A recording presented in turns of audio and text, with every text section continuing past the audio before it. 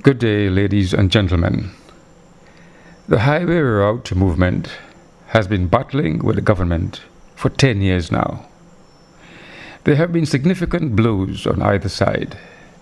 For example, in 2013, the HRM applied to the court for an injunction to stop works on the Debe to Mon Desir highway. The court denied this application. However, the main matter is still before the court.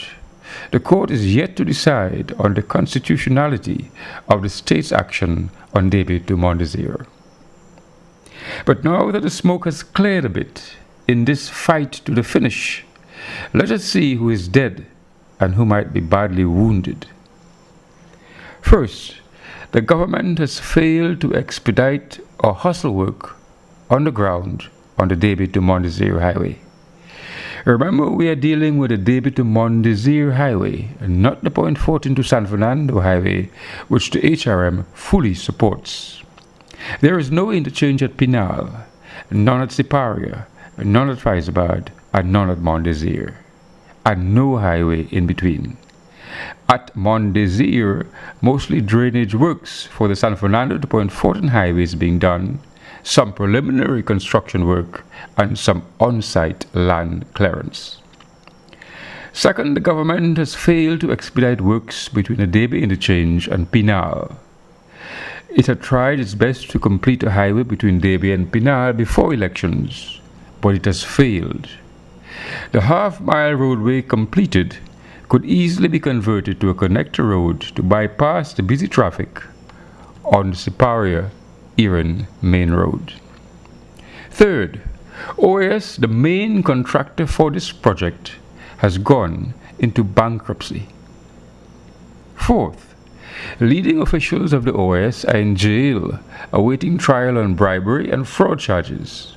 This means that the two signatories to the January 2011 highway contract, the former Minister of Works of Trinidad and Tobago, and the OAS officials are now both facing corruption charges. Fifth, in May 2010, the Inter-American Development Bank refused to entertain a loan for this highway project, stating that the tendering process was flawed. Here is a quote from Mr. George Elias on his Facebook page of August 2015. Open quotes. "You mean to tell us that our government gave a $7 billion contract on a sole tender arrangement to a company that has gone into bankruptcy? Wasn't any due diligence done on OAS? How much of our money was advanced to them to help mobilize the project? Are we even certain that they can complete the job and pay the subcontractors they have already hired locally?" Close quote. Sixth, works on this segment has led to on-site and off-site flooding, site collapse, and drainage failure. On Christmas Day 2013, homes in Debe next to the interchange were flooded with up to 5 feet of water.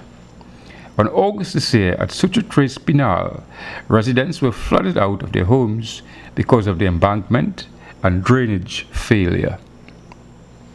Seventh, remember the government failed to abide by the recommendations of the Armstrong report, stating that no works should proceed on Debe to Mon Desir until a hydrology study, a social impact assessment, and an environmental cost-benefit analysis had been done and assessed. 8. Remember too, the Armstrong report concluded that the certificate of environmental clearance for Debe to Mon Desir was flawed and should have been sent back to the applicants, that is, the Ministry of Works. 9th, remember the Institute of Marine Affairs, the Met Office, the Water Resources Agency at Wassa, and the AMA's own technical team had warned about the flooding impacts of a highway on this Urupuch Lagoon wetland system. 10th, the cost of the overall highway system has now gone beyond the original estimate of 7.5 billion TT. Some sources are quoting a new figure of 10 billion. But with hidden costs, the figure could be much more. Remember, the IADB stated that Debe to Mon Desir was overdesigned and too expensive. Remember that money for this project is a recurrent drain on our treasury. Imagine building a 10 to 12-foot embankment across a lagoon. Imagine 5 large interchanges on a 9-mile stretch of country highway. In the rest of Trinidad, there are only 2 interchanges. Ladies and gentlemen, the smart concept is to build connector roads within communities and connect them to highways on the outskirts. What is wrong with this concept? To put it another way, Debe to Mon Desir is the wrong fit for such an economically rich and ecologically fragile part of our island. We are advising any government which may come to office after September 7th to adopt the right approach. Build a highway from San Fernando to Point FORTIN. Build a connector road from the Debe interchange to PENAL at the level of the existing road architecture. Repair the M2 connector between the Mosquito Creek North and the Debe interchange. And reroute the highway across empty CARONI lands from Debe to Mosquito Creek North. The time for accountability, science, common sense, equitability and sustainability, that is good governance, has come. Any government which plays fast and loose with these principles, with the people's resources, risks another 5 years of attrition, rage, social war, call it what you will. Our governments now have no choice but to do what is reasonable, do what is right, adopt the correct approach, make the right first step.